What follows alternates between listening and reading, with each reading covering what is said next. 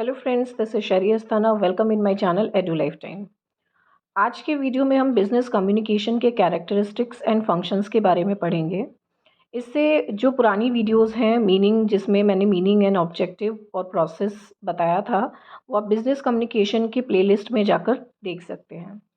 So start करते हैं। Business communication के कैरेक्टरिस्टिक्स क्या होते हैं और फंक्शन क्या होते हैं। सबसे पहले कैरेक्टर्स क्या क्या होते हैं। फर्स्ट पॉइंट है हमारा इंटरचेंज ऑफ इंफॉर्मेशन।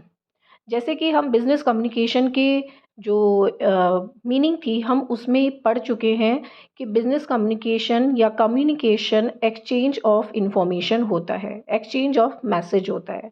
आपके पास कोई मैसेज है और आप वो किसी को डिलीवर कर रहे हो, तो वो हमारा बिज़नेस कम्युनिकेशन के अंदर आता है। तो सेम चीज़ यही हमारा बिज़नेस कम्युनिकेशन के अंदर होता है। कोई भी बिजनेस जब तक अपनी इंफॉर्मेशन मार्केट में या कस्टमर में इंटरचेंज नहीं करेगा और साथ के साथ कस्टमर से और मार्केट से इंफॉर्मेशन नहीं लेगा, तब तक उसका बिजनेस सरवाइव नहीं कर सकता है। कस्टमर को बिजनेस के बारे में पूरा पता होना चाहिए, प्रोडक्ट के बारे में पता होना चाहिए, और बिजनेस को जो है कस्टमर की नीड रिक्वायरमेंट के बारे में पता होना चाहिए। और ये सारी चीज़ें पॉसिबल किसके थ्रू होती हैं? कम्युनिकेशन के थ्रू। क्या होता है, ये टू वे प्रोसेस है। ऐसा नहीं है कि बिजनेस जो है वो केवल अपने अपने बारे में बताया जा रहा है, बट वो कस्टमर के बारे में जानने की कोशिश नहीं कर रहा है।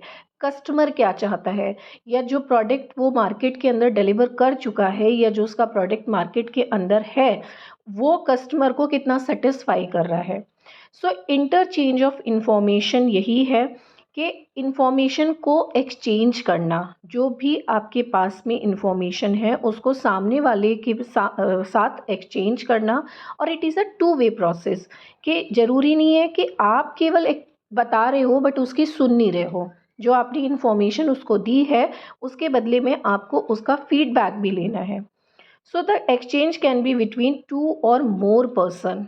ये मीनिंग में भी बता चुकी हूँ कि इंफॉर्मेशन जो है वो कभी भी एक पर्सन, आप किससे बात करोगे, कोई तो पर्सन होगा, तो कम से कम दो से ज़्यादा लोग इसके अंदर इन्वॉल्व होते हैं। It may be at the individual और ऑर्गेनाइजेशनल लेवल। अब इसमें एक पर्सन भी हो सकता है और ग्रुप ऑफ पर्सन भी हो सकता है। तो फर्स्ट कैरेक्टर क्या है? Interchange of information.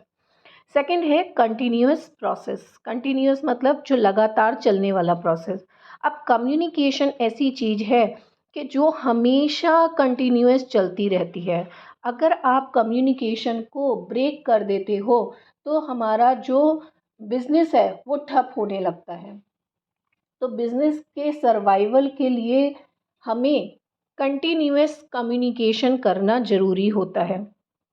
ऐसा नहीं है आप मार्केट में आए, मार्केट में आके आपने एक बार अपनी इन्फॉर्मेशन दे दी और बस उसके बाद काम ख़त्म। आप लोग टीवी एड्स में भी देखते हो कि जो एडवर्टाइजमेंट किसी भी प्रोडक्ट का जितना ज़्यादा टाइम आता है, रिपीटली आता ही रहता है, उस पे कस्टमर का फोकस बहुत ज़्यादा जाता है। और जो एडवर्टाइजमेंट दिन में एक या दो बार आ गया, उस पे कस्टमर का फोकस कम जाता है।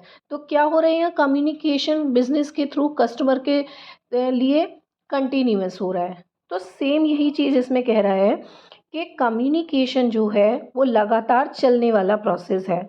जो लोग कम्युनिकेशन करते हैं वो अपने कंटेंट के बारे में, नेचर के बारे में कम्युनिकेशन के अंदर सारी चीज़ें डालते हैं। तो बिजनेस के टर्म में it is a continuous process. अगर बिजनेस के बारे में आपको कस्टमर को और मार्केट के अंदर इंफॉर्मेशन बनाए रखनी है, तो आपको कम्युनिकेशन लगातार करते रहना होगा। अपने कस्टमर के साथ, अपने सप्लायर्स के साथ, अपने जो क्लाइंट्स हैं उनके साथ, अपने एम्प्लॉयज़ के साथ में। तो it is a continuous process, कभी ना रुकने वाला प्रोसेस होता है। उसके बाद है हमारा म्यूचुअल अंडरस्टैंडिंग। अब म्यूचुअल अंडरस्टैंडिंग क्या हो गया? कम्युनिकेशन का मेन पर्पस ही होता है कि दो या दो से ज़्यादा लोगों के बीच में एक अंडरस्टैंडिंग को मेंटेन करके रखना। और ये किसके थ्रू होता है? कम्युनिकेशन। रिसीवर ने रिसीव किया मैसेज को, और वो उसी मैसेज को उसी तरीके से समझे जो सेंडर उसको समझाना चाहता है। ठीक है। अब अगर सेंडर ने अपने मैसेज को गलत तरीके से इनकोड किया, या मान लो सेंडर ने मैसेज को तो ढंग से इनकोड किया, बट हर पर्सन की साइकोलॉजी अलग होती है, हर पर्सन के समझने का तरीका अलग होता है, हर पर्सन का परसेप्शन अलग होता है, एटीट्यूड अलग होता है। अब रिसीवर उस मैसेज को किसी और तरीके से समझ बैठा, तो वहाँ क्या होगी, अंडरस्टैंडिंग गड़बड़ हो जाएगी। तो म्यूचुअल अंडरस्टैंडिंग होना बहुत ज़्यादा ज़रूरी है, और यही कैरेक्टर होता है बिजनेस कम्युनिकेशन का, कि जब सेंडर अपना मैसेज भेजता है तो उसके अंदर ये रिक्वायर्ड हो, वो अपनी पूरी कोशिश करे कि रिसीवर उस मैसेज को उसी तरीके से रिसीव करे जिस तरीके से सेंडर उसको समझाना चाहता है, तभी म्यूचुअल अंडरस्टैंडिंग बन पाएगी। नेक्स्ट है हमारा रिस्पॉन्स और रिएक्शन।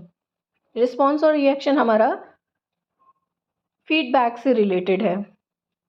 अब कम्युनिकेशन हमेशा डिपेंड होता है रिसीवर के रिएक्शन के ऊपर, रिसीवर के रिस्पॉन्स के ऊपर।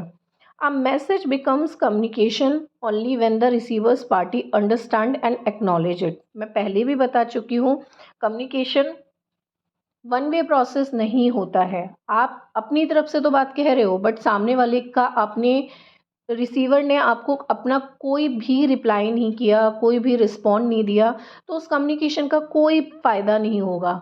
कोई रिएक्शन आपको नहीं पता चल रहा है कि रिसीवर को जो हमने भेजा है वो उस वे में समझ भी रहा है या नहीं समझ रहा है, उसके पास वो उस तरीके से मैसेज पहुंचा भी है या नहीं पहुंचा है। तो ये किसके थ्रू पता चलेगा, जब तक आपके पास में रिसीवर के पास तरफ से रिस्पॉन्स नहीं आएगा या कोई रिएक्शन नहीं आएगा।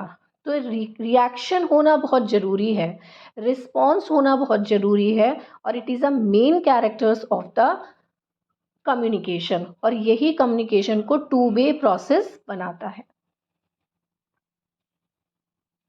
इसके बाद है यूनिवर्सल फंक्शन। यूनिवर्सल फंक्शन का मतलब क्या है, कि ज़रूरी नहीं है कि कम्युनिकेशन केवल एक ही लेवल पे हो, या कम्युनिकेशन केवल एक ही जगह हो। यूनिवर्सल है, बातचीत करना तो पूरी दुनिया में ही व्यापक है। यूनिवर्सल का मतलब होता है सर्वव्यापी। जैसे कि सूरज तो निकलेगा ही निकलेगा, it is a universal process, वो तो निकलना ही निकलना है। उसी तरीके से कम्युनिकेशन जो है वो यूनिवर्सल फंक्शन है। बिना कम्युनिकेशन के दुनिया ठहर जाएगी, उसी तरीके से बिना कम्युनिकेशन के एक बिज़नेस ठप हो जाएगा। तो बिज़नेस को चलाने के लिए ज़रूरी नहीं है ये कि बिज़नेस के लिए कम्युनिकेशन केवल टॉप लेवल मैनेजमेंट करेगा, और नीचे के जितने भी लोग हैं वो काम नहीं, जो वो बात ही नहीं करेंगे। ऐसा नहीं होगा, क्योंकि नीचे जितने लोग काम कर रहे हैं दे आर ह्यूमन। तो ह्यूमन साइकोलॉजी में तो कम्युनिकेशन बहुत मस्ट है, वो बातचीत करेंगे ही करेंगे, दे आर नॉट रोबोट। तो it is a universal function. And last है हमारा सोशल एक्टिविटी। कम्युनिकेशन क्या है, हमारी सोशल एक्टिविटी है। ये रिलेशनशिप को बॉन्डिंग करती है, रिलेशनशिप बनाती है, शेयर करती है आपके फीलिंग को, आपकी इमोशन को, आपकी जो भी परेशानियां हैं उसको शेयर करने में ये हेल्प करती है। तो it is also a social activity. अब नेक्स्ट है हमारे फंक्शंस ऑफ बिजनेस कम्युनिकेशन। तो हम बिजनेस के टर्म में यहाँ पे पढ़ेंगे कि कम्युनिकेशन का बिजनेस के अंदर क्या फंक्शंस होते हैं। तो सबसे पहले हेल्पिंग इन प्लानिंग। अब जब भी हम कोई भी ऑर्गेनाइजेशन के अंदर एक बिजनेस को चलाते हैं, तो जब हमारे पास कोई गोल होता है तो उस गोल को लेकर हम अपनी एक योजना बनाते हैं, that is called the planning. तो प्लानिंग करने के लिए हमको कम्युनिकेशन की ज़रूरत होती है। और कम्युनिकेशन की ज़रूरत कैसे होती है, हम लोगों से बातचीत करेंगे, हम इंफॉर्मेशन को गैदर करेंगे, इधर उधर से हम लोग क्या करेंगे, फैक्ट्स लेकर आएंगे, और सबको जोड़ जाड़ के जो चीज़ हमारे काम की है, जो चीज़ हमारे काम की नहीं है, उसको निकाल के एक प्रॉपर पूरी प्लानिंग बनाते हैं। So planning process by supplying information, logistic, opinion, ideas etcetera from various quarters within and outside the organisation. अब प्लानिंग जब हम कर रहे हैं तो क्या कर रहे हैं, लोगों को उसमें इन्वॉल्व कर रहे हैं, आपस में बातचीत कर रहे हैं, डिसीजंस ले रहे हैं, ये करना चाहिए या नहीं करना चाहिए। तो क्या हो गया, इसके अंदर कम्युनिकेशन इन्वॉल्व हो चुका है। Without proper communication no effective plan can be made and carried out. ठीक है। कोई भी कम्युनिकेशन के बिना कोई भी प्लान जो है वो इफ़ेक्टिव नहीं हो सकता है। सेकंड है हमारा मैनेजिंग कोऑर्डिनेशन एंड कोऑपरेशन। अब जब कम्युनिकेशन होता है तो लोगों के बीच में कोऑर्डिनेशन का बॉन्डिंग होती है, लोग एक दूसरे को कोऑर्डिनेट करते हैं, कोऑपरेट करते हैं। बिना कम्युनिकेशन के तो कभी भी नहीं हो सकता ये काम। और ऑर्गेनाइजेशन के अंदर विदाउट कोऑर्डिनेशन आप काम कर ही नहीं सकते हो। हर डिपार्टमेंट के काम अलग होते हैं, पर हर डिपार्टमेंट के काम एक दूसरे से रिलेट होते हैं। चाहे वो प्रोडक्शन हो, चाहे वो फाइनेंस हो, चाहे एचआर हो, सब एक दूसरे से रिलेट होते हैं। और ये रिलेट जो है वो कोऑर्डिनेशन के टर्म में ही आता है। जब तक लोगों का आपस में अच्छा कोऑर्डिनेशन नहीं होगा, आपस में एक दूसरे को कोऑपरेट नहीं करेंगे, सहयोग नहीं करेंगे, तब तक जो है ऑर्गेनाइजेशन कभी भी ग्रोथ नहीं करेगी। और ये कोऑर्डिनेशन और ये कोऑपरेशन किसके थ्रू होता है? कम्युनिकेशन के थ्रू होता है। नेक्स्ट है हमारा initiating inspiration. Managers create inspiration among the employee through business communication. Managers या टॉप लेवल मैनेजमेंट के लोग जो होते हैं वो कम्युनिकेशन के थ्रू क्या करते हैं? लोगों को इंस्पायर करते हैं। आप लोग बड़े बड़े लीडर्स के बारे में सुनते हो, और यूट्यूब पे लोगों की जो है पब्लिक स्पीकर्स जो होते हैं उनके बारे में मोटिवेशनल स्पीकिंग जो होती है वो सुनते हो। वो किसके थ्रू? वो कम्युनिकेट कर रहे हैं आपसे। सो मैनेजर्स भी क्या करते हैं? जो उनके अंडर में लोग काम करते हैं उनको इंस्पायर करते हैं। वो उनको इंस्पायर कैसे करते हैं भाई? एक तो ये हो गया कि आप उनका वर्क देख रहे हो और देख के जो है इंस्पायर हो रहे, और एक क्या है, जो उनकी थॉट प्रोसेस है, जो उनकी आइडियोलॉजी है, जो वो अपने काम करने का तरीका बता रहे हैं, आपके साथ कुछ चीज़ शेयर कर रहे हैं, इन्फॉर्मेशन हो गई, ये सारी चीज़ें क्या होती हैं? जो सबॉर्डिनेट्स होते हैं, जूनियर होते हैं, उनको इंस्पायर करती हैं।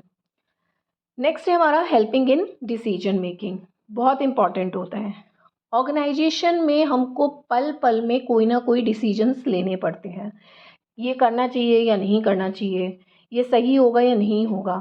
और डिसीजन लेने का एक बहुत अच्छा स्टेप होता है कि आप उसको प्रॉपर तरीके से एनालाइज करो। जब आप डिसीजन लेते हो तो आपके पास बहुत सारी चीज़ें होते हैं, ऑल्टरनेट्स होते हैं।